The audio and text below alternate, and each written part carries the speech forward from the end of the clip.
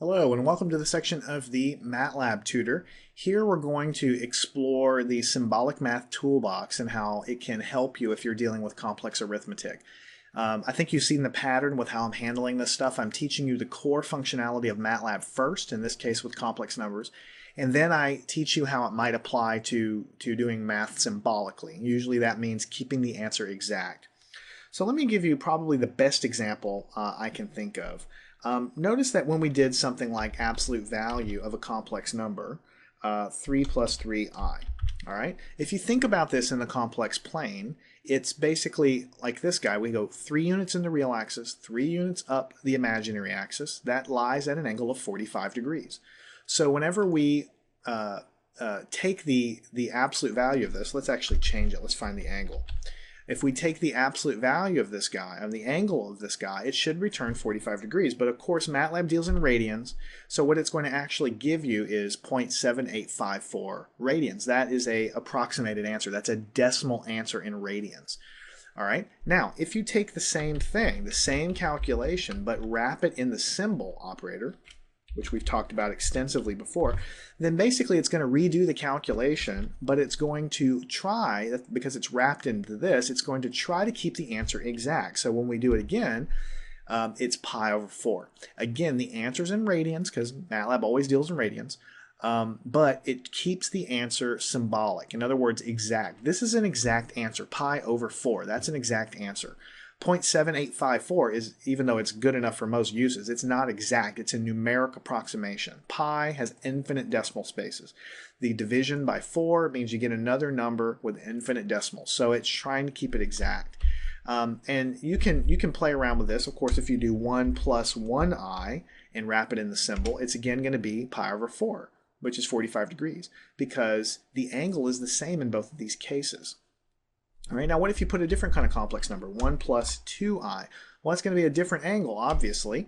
Notice what MATLAB now does. It gives you a giant numerator of a fraction. This is a fraction. This is the numerator. This is the denominator of this fraction. It's a huge fraction, but again, it's trying to keep it exact. If you take this giant number and divide it by this giant number, you get the answer, which is the angle here in radians. If you want to convert this, just type double answer and it will convert this guy to a number, which is exactly what you get if you remove the symbol operator. And if you just ask MATLAB, hey, what is the angle of the complex number here? It's going to return 1.1071. So this exact answer we got here, not too terribly useful, but again, it is definitely trying to keep it exact for you. What if you did the symbolic angle, the exact answer, so to speak, of the complex number 2i? Well, this lies completely on the imaginary axis, so the angle should be 90 degrees, which is pi over 2, and so it gives you pi over 2 as an answer. Another great way you can see how to use the Symbolic Math Toolbox is when you use the absolute value or the magnitude function. We talked about this. If I type in, what is the absolute value of 1 plus 2i, which is basically saying what is the magnitude of this complex number, then what it does is Pythagorean theorem, 1 squared plus 2 squared, and then you take the square root of the answer, and that's how you find the magnitude, and it gets a decimal answer. This is close enough, good enough for most uses. But if you take this guy and wrap it inside of the symbol operator, or the symbol function, I should say, it's going to do the calculation again, but attempt to keep the answer exact. In this case, it gives you an answer of 5 raised to the 1/2 power. So 5 to the 1/2 is the square root of 5, is basically what that is. What is the square root of 5? Well, you could just basically convert that to a number by wrapping it in the double function, and then you get the 2.2361. So it's kind of fun to go and play with the Symbolic Math Toolbox. I mean, you could type in, 84 for the real part, for the imaginary part, negative, 97. Okay, so that's a large, complex number. We write it in this format, and it's wrapped in the symbol operator, and it tells me that the magnitude of this guy is this giant number raised to the 1/2, which is the square root of this large number. Okay, so the Symbolic Math Toolbox lets you work with complex numbers and get things in terms of radicals like this here, or it gives us angles that are exact, like pi over 4, like before. Or if it can't do that, it'll give us a giant numerator divided by a giant denominator, trying to keep the answer as exact as it can. Now let me show you one other example when you might use complex numbers in the symbolic math toolbox. What if we defined a variable a and set it equal to 2 minus 1/2 I?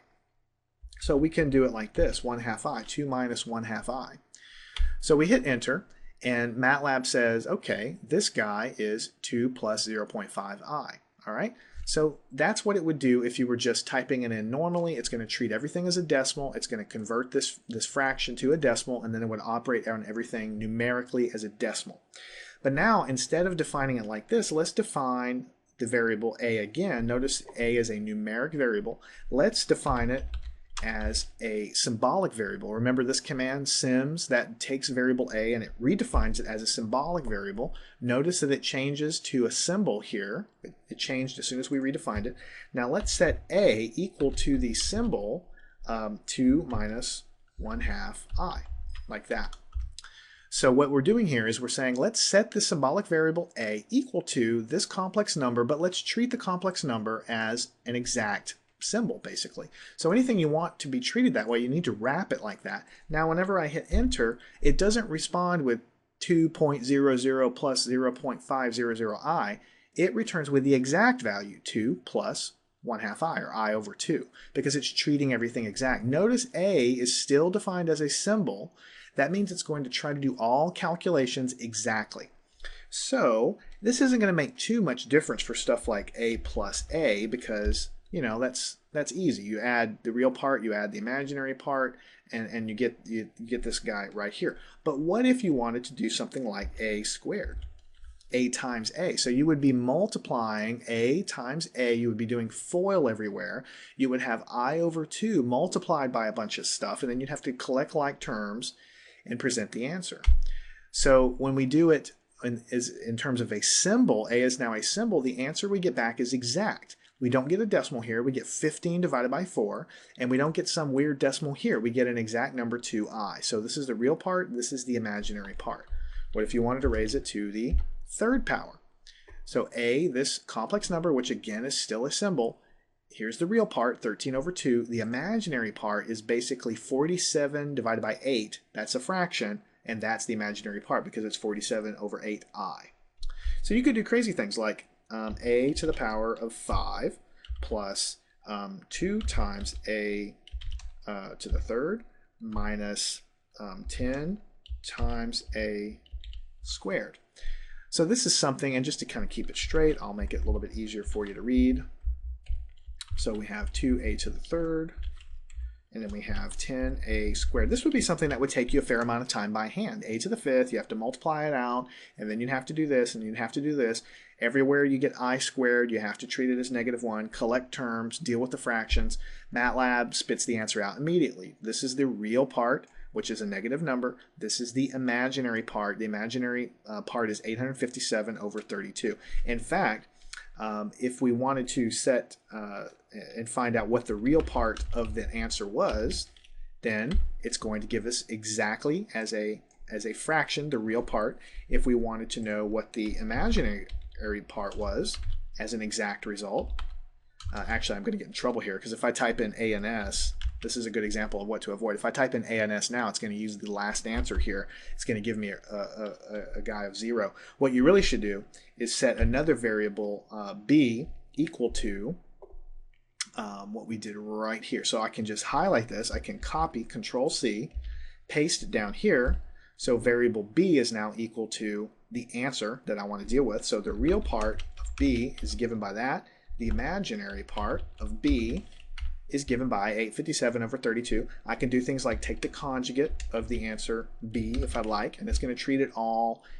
I noticed it put a minus there. That's the conjugate of what b was originally equal to with the plus sign there. It's going to treat it all exactly, and that's really what the symbolic math toolbox is for. Most of the time, especially if you're doing just a regular simulation or something, you don't really care about keeping these answers in perfect fractions, okay? If you're doing a calculation of an antenna pattern and trying to figure out how the antenna is going to shoot the radiation out or something, you don't really necessarily care if it's an exact fraction. But occasionally when you're doing math, you do want to keep it exact. And this is how you do it. You define your variables in terms of symbolic variables, and you do all the calculations in those terms, and the answers that you get should be in these exact fractional answers, or in terms of square roots or things like that that are considered exact. So try to reproduce what I've done here on your own. Dig out some other complex numbers, put them in there, and see how you can use the Symbolic Math Toolbox to calculate exact answers. And if you ever decide that, okay, you've had enough of looking at these fractions, and you just want to look at the decimal answer because that's the one you really care about, you just pass it to the function double. That will take the symbolic answer and convert it to a decimal, which is what we have right here. I'm Jason with MathTutorDVD.com. Go play around with Matlab. Focus your efforts on trying to understand this, because complex numbers are things you'll use constantly all throughout math and science.